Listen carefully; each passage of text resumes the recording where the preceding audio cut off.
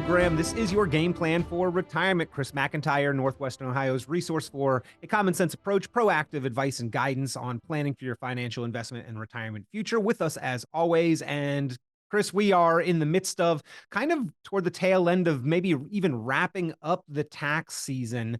Everybody's compiled all of those documents, accounting for last year and everything that went on. And it's kind of time to get to filing now. And I know you're real excited about taxes as always.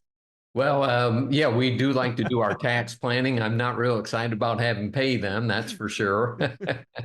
Yeah, I think that's the way a lot of us feel, right? Is like, oh gosh, let's just get this out of the way as soon as possible. But taxes somewhat require some patience because not all of those documents show up in early January, like at least those proactive tax filers would like. You're absolutely right. And I'm not laughing at you. I'm laughing, every phone call into the office in the month of March is a 1099 here, a 1099 there. And, what makes it a little more complicated this year is, we had previously used TD Ameritrade, and then on Labor Day, they merged with Charles Schwab, as you know, Peter. And so that generates two 1099s and, so a little bit of extra due diligence there and confusion or, we're happy to help. We a lot of times just tell our clients, say, what's your accountant's email number or email address, and we'll just email them right there directly to them and take them out of the loop, so to speak. Yeah. Well, again, ladies and gentlemen, being as efficient with your taxes as possible is actually not about looking back at last year. It's about looking forward into future years. And we're going to be talking about managing and minimizing that lifetime tax liability and what opportunities that you have to do that. It may be your best financial opportunity to come in the foreseeable future to manage the tax bill that you'll have throughout your retirement, throughout your lifetime, and even on the legacy that you leave behind. We'll be talking about that, the important steps, the strategies with Chris McIntire here on your game plan for retirement. As always, if you would like an in-depth analysis, a complimentary review and strategy session of your game plan for retirement, all you need to do is pick up the phone and give McIntire Retirement Services a call, 800-868-1194. That is 800-868-1194, 800-868-1194. 1194 or McIntyreRetirementServices.com online. And no Y, by the way, in that. It's all I's. McIntyreRetirementServices.com. Chris, always a pleasure again having you here on the program. You have self-proclaimed that you are a tax geek. And when you geek out on taxes, oftentimes you are not looking back necessarily as much to focus on last year, not historical records of taxation, but more proactive planning strategies moving forward. And am I accurate in stating that that might be one of our best financial opportunities? Yeah, without question. We know in 2026 that the tax rates are going to go up or potentially go up, is probably the right word to use, Peter, because and let's call them the Trump tax cuts. When he was in office, they cut taxes, and those lasted for 10 years, and those will expire starting in the year 2026. So tax rates will go up. So, we try to encourage people to do some additional tax planning, ahead of that time frame. And, I don't think you need to be a rocket scientist to figure out that, okay, we have a huge deficit that keeps growing and growing and growing. And how does the government typically pay those things off? They either cut spending, which they're not really good at, or they'll raise income taxes of some sort or capital gains taxes. Lots of different taxes they could get us on. Indeed. Yeah. And I know the government recently and once again kind of last minute narrowly compromised on a spending bill where they approved $1.66 trillion in non-discretionary spending capabilities for the fiscal year. Now, if we look back at the most recent Congressional Budget Office report, Chris, we don't have $1.6 trillion in non-discretionary funds. In fact, the non-discretionary mandatory spending budget items basically accounted for all of the tax revenue that we brought in. So it's not like we're slowing down on this debt and deficit anytime soon. And you're seeing more and more of it come into the headlines. So, the more headlines news that this makes, then it's going to move it onto the front burner where they'll at least start addressing it one way or another, and it's going to be painful and whatnot. But, mean, this administration has done very good at blowing out the budget and, letting 8 million people walk across our border as well. So, done some things differently, not to talk politics here, but my goodness, I mean, you get what you vote for. Well, again, we know that there is a cost, and they seem to be kicking the can down the road. But inevitably, Chris, there's two sides to this. The government could rein in spending, tighten the belt, look at budgeting, try to balance a budget. That hasn't happened since 2001, by the way, a truly balanced budget. The last time, 2001. Or, Chris, the other side of the equation, they can bring in more money, and that is done through potentially raising taxes. So is it a concern for you and your clients that government's not going to cut spending and instead go to that other side of the equation and raise taxes in the future? Well, sure. I mean, you look at the trillions of dollars that are in taxable IRA accounts, and this deficit wasn't created under one administration. It's cross-party lines, to be very fair. And the point of addressing it, along with Social Security, along with Medicare, I mean, those things are revenue based. So we've had very good economy here for an extended amount of time across different administrations, right? It was very good under the Trump administration, and we've had a very good economy here through the Biden administration as well. And it's not like me to give a lot of credence to both political parties by any stretch, but you have to be, factual here but when we have full employment, basically like we do right now, Peter, we have the revenue coming in. And so what's going to happen if we hit a recession and they lay off, a couple million workers across the United States, right? Well, that's less revenue that's going to come in. So, being prepared and having tools in place to address this, other than saying, okay, wealthy Americans and people with IRA accounts, you're going to have to pay more on your withdrawals that you take. Because, I mean, that's the tax trap that the people listening to this show are going to face is at age 73, for those of them that are not taking distributions or those that are currently taking distributions, what are the tax ramifications going to be? And none of us know. So, I mean, that's why you do tax planning, Roth IRA conversions, cash value inside life insurance policies. Those are a number of different strategies, qualified charitable distributions.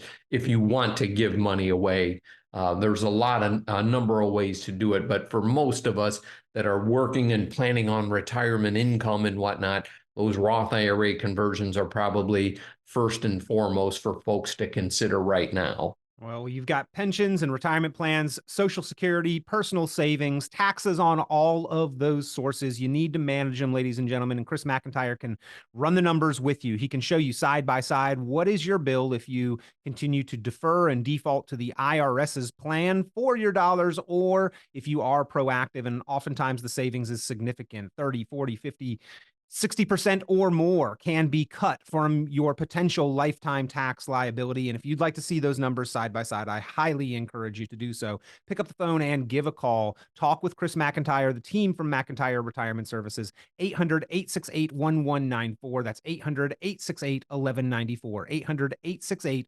800-868-1194. Call now, get on Chris's calendar, run the numbers, get your game plan for retirement along with the proactive planning retirement tax analysis. 800-868-1194, 800-868-1194, or online, McIntire Retirement Services.com, McIntyreRetirementServices.com. Well, we are privileged to have a special guest join us on the program now, Becky Swansberg, CEO of Stonewood Financial. Now, Becky, you are a Washington insider. I'll dub you.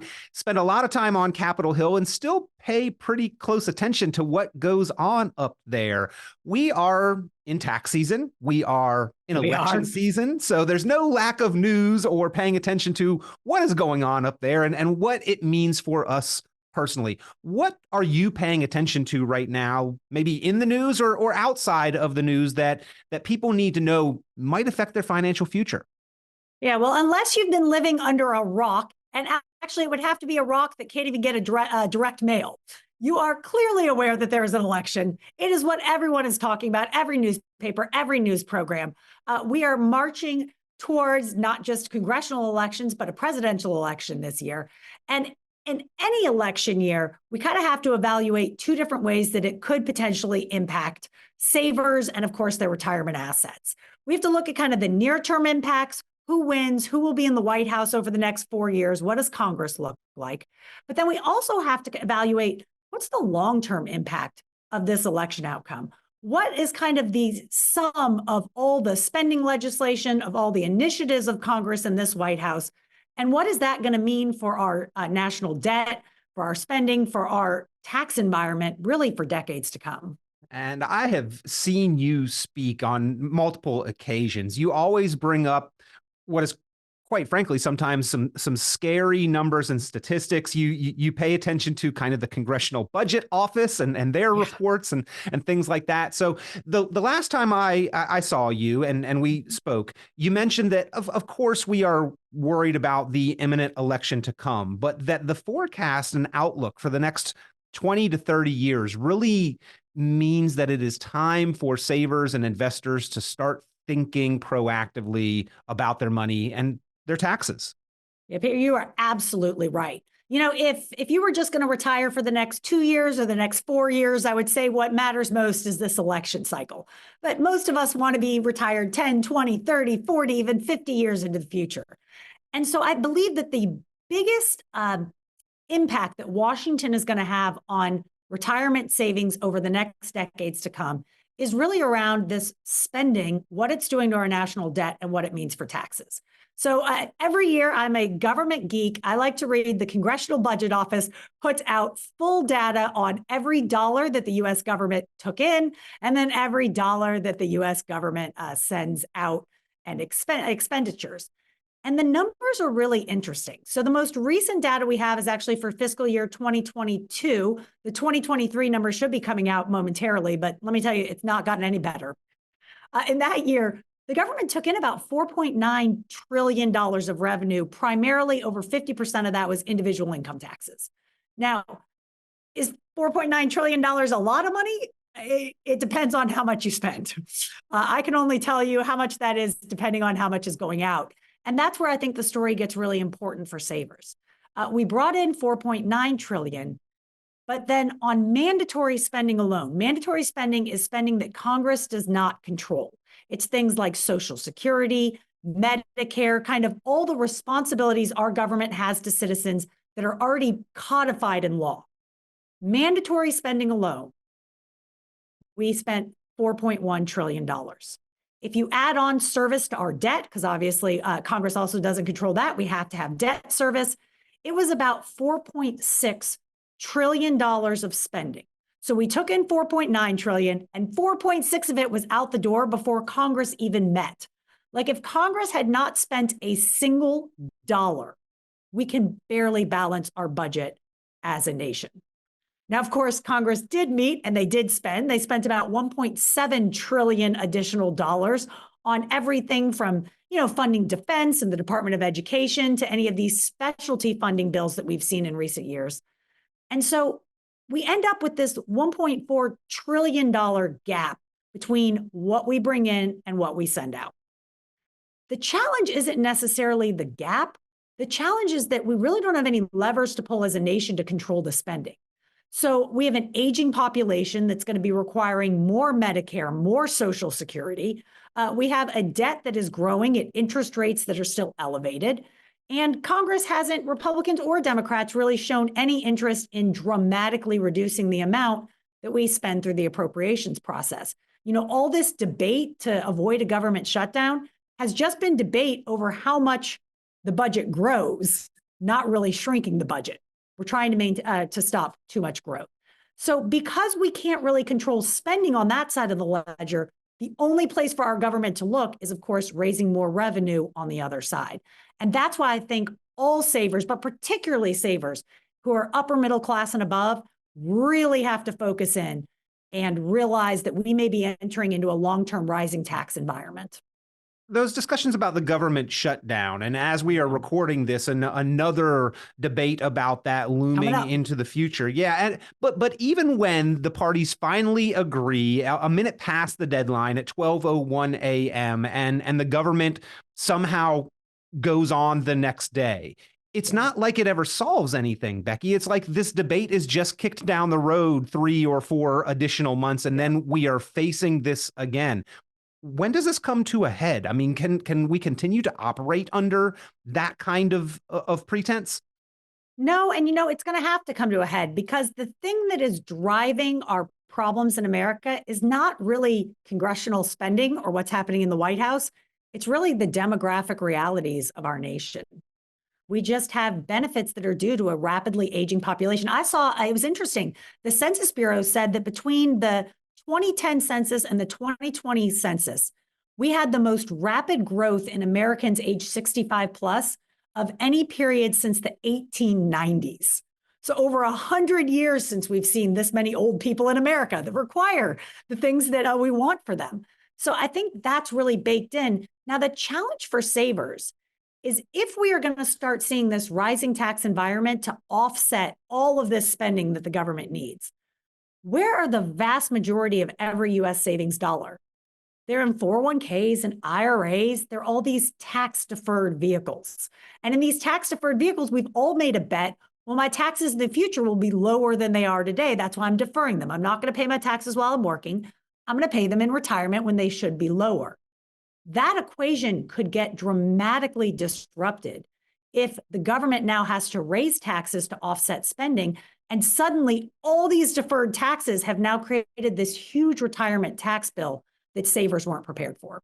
And savers, you and I and everybody listening personally, we rely on a savings, a nest egg for retirement. That's not how the government operates. They are basically shoestringing together cash flowing things as we go, and they're not very good at that, hence the $34 trillion debt. But Becky, in order to continue operating the cash flow reality into years in the future, those personal nest eggs that you and I and everybody listening have saved up have to be a target for additional tax revenue. And that's why you really encourage people to kind of run the numbers on managing and controlling the total tax liability, not just last year's tax liability.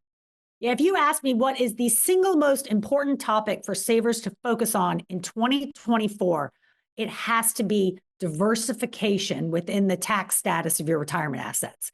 And it's funny, because we diversify almost every other part of retirement. Like, the vast majority of us don't have 100% of our retirement savings in like Apple stock, right? We have already diversified our market exposure and fixed income. We're very used to diversification as a way to mitigate risk. But when it comes to tax risk, and particularly this risk of rising taxes, so many savers, I find, still have all or the vast majority of their retirement assets in tax-deferred vehicles, which means that they have no protection if taxes rise.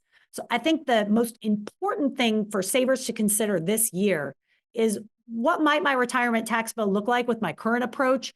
And do I want some of those assets to instead be held in maybe tax-free accounts, so that if taxes go up in the future, I have some of my assets that are just protected from that?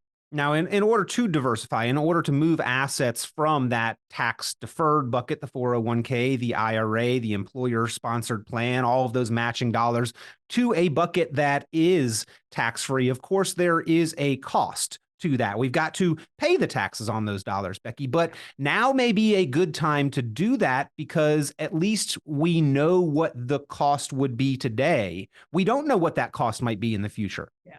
It's hard to believe, and I certainly don't feel this on April 15th, but we are actually in an artificially low tax bracket rate environment today, in part because of the federal tax reform, sometimes called the Trump tax cuts, that took place. So today's tax bracket rates for middle Americans are about 30% lower than they were, let's say, in the early 2000s and the 1990s. So we could really see tax bracket rates go up by 30%, and it wouldn't even put us in a high rate environment. It would just get us back to more historical norms. So because we are in this artificially low tax bracket rate environment. If you are ever, as a saver, trying to make a decision about converting some of your tax deferred funds into tax-free accounts, you can actually do so now at a discount. But the window for that is really just this year and next year, because in 2025, the Trump tax cuts expire, which means in 2026, all of our bracket rates are going back to their older, higher rates. So that is one of the reasons why I think 2024 is the year of tax diversification. It is the year to go ahead and at least evaluate, are you happy with the tax status of your assets, or do you need some protection? Because if you need to convert, you can do so today at a discount, but that window is shrinking. Yeah, Becky, I see a lot of retirees, once they start accessing those 401ks and the IRAs and tax deferred dollars, sometimes surprised by the tax bill, kicking themselves a little bit, cussing the IRS. But the reality is, as you mentioned, tax rates right now historically low. So the pretense under which they had saved that taxes would be lower in the future has in fact occurred. That was a good deal and a good arrangement to defer and delay paying taxes. It's just now is the time to really examine managing those taxes and shifting the paradigm that from here moving forward, taxes might be, and I say that tongue in cheek, will likely be higher in the future. Yeah. So, it's interesting. Converting funds does not create a tax bill. The tax bill exists in a 401k or IRA. I know that, I've got Roth money, I've got IRA money, I've got all sorts of retirement assets. I know that they have a tax bill within them. We just have to evaluate, does it make more sense to kind of buy out the IRS today at a known rate, or kind of gamble to the future and see where rates are? And there's probably not one answer. The right answer, at least for me, was, okay, I just need to diversify. I need to make sure I have some assets that I know are protected from future tax increases. And then the rest of my funds will see kind of what the future holds. I have trouble seeing, though, a future that does not include rising tax rates. And it's important for listeners to understand, it's not just income tax bracket rates. That is one component. But the other component is kind of the structure of taxation. That's around what is taxed, when it's taxed, how it's taxed, and who it's taxed for. So a good example of that could be Social Security.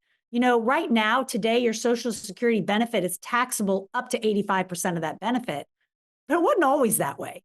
Social Security wasn't taxable until Congress passed a law in the 80s under Reagan to make it taxable up to 50%.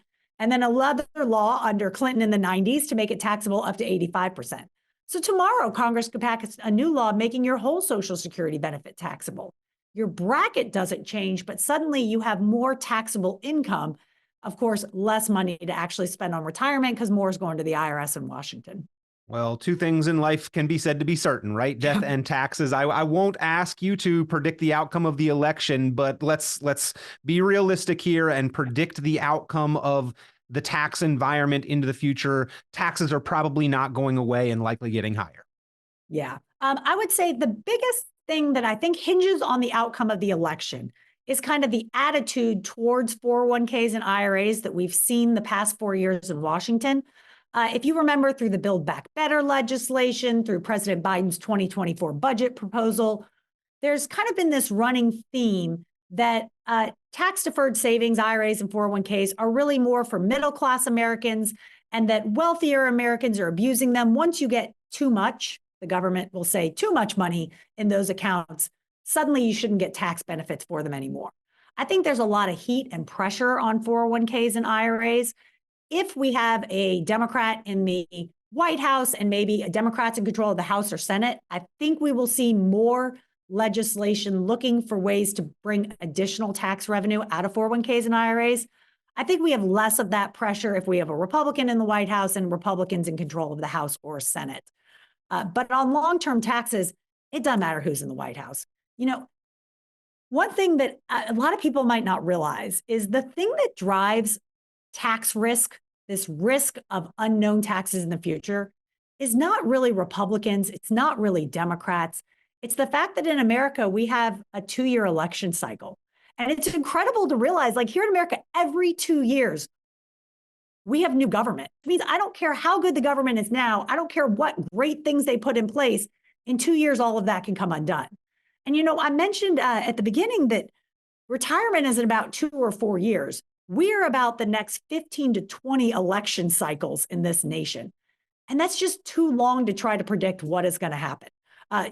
20 years ago, we couldn't have predicted where we are today. 20 years from now, who knows? The most important thing is just that some of your retirement assets are kind of protected from all that volatility that we'll see coming from Washington. She is Becky Swansberg, CEO of Stonewood Financial, Washington insider, paying attention to what happens on Capitol Hill, translating it to what happens in your wallet, discussing the tax liability of retirement funds for the American saver and investor, and encouraging you to be proactive with your tax management. Well, a pleasure to be joined by Becky Swansberg on the program. And Chris, I know this is a message that you have been given and giving for quite some time, the importance of proactive tax planning and management. We are able to determine our tax future. You've always encouraged listeners to this program and work proactively with your clients to help them reduce their lifetime, retirement, and even legacy tax liability. Yeah, absolutely, Peter. And, and when you bring in the third party people like Becky there, Ed Slott, Tom Hegna, people we've had on the show before, really drive this home. And, you can't see it, but I get goosebumps for those of you looking on the podcast when we start talking about ways to help people save more of what they've worked for. And, it's the IRS isn't going to call you up later and say, hey, here's some things you could have done to really help your retirement out over the long haul. And, we want to be proactive on that side of things to help our clients, to help the folks here on the show, keep what they can by, knowing what the rules are, what makes most sense in their particular situation, and guide them using the fiduciary responsibility that is in their best interest. That's a win-win, Peter. It absolutely is. And there are opportunities, ladies and gentlemen. It's not what you have, it's what you get to keep. It's what you get to spend out of it. It's how you manage the taxes that will matter looking forward. And we've got years, decades in front of us where we are going to need to be conscientious and proactive in managing that tax liability. Chris McIntire knows the secrets, the strategies, the tips, the tricks to help you do so and stay above board. This is not gray area in tax code. It's just effective tax planning, ladies and gentlemen, with your hard-earned retirement dollars. So give Chris McIntire a call for that complimentary review, that proactive tax management strategy session. 800-868-1194. That's 800-868-1194. 800-868-1194. While taxes are on our mind and while we are in a great environment to proactively plan and manage that tax liability, let's get a jump on it and keep more of your money. 800-868-1194. 800-868-1194. Chris, always a pleasure. We appreciate having you here. Hey, my pleasure to be with everybody there, and let's work together to keep some more of your hard-earned dollars. Thank you very much, folks. Be safe. Tune into Chris McIntire's full radio program and visit McIntireRetirementServices.com for many additional valuable resources, including other great episodes of Game Plan for Retirement with Chris McIntire. Be sure to subscribe. The content of this radio show is provided for informational purposes only and is not a solicitation or recommendation of any investment strategy. You are encouraged to seek investment, tax, or legal advice from an independent professional advisor. Any investments and/or investment strategies mentioned involve risk, including the possible loss of principal. Advisory services offered through Brookstone Capital Management, a registered investment advisor. Fiduciary duty extends solely to investment advisory advice and does not extend to other activities such as insurance or broker-dealer services. Advisory clients are charged a quarterly fee for assets under management, while insurance products pay a commission, which may result in a conflict of interest regarding compensation.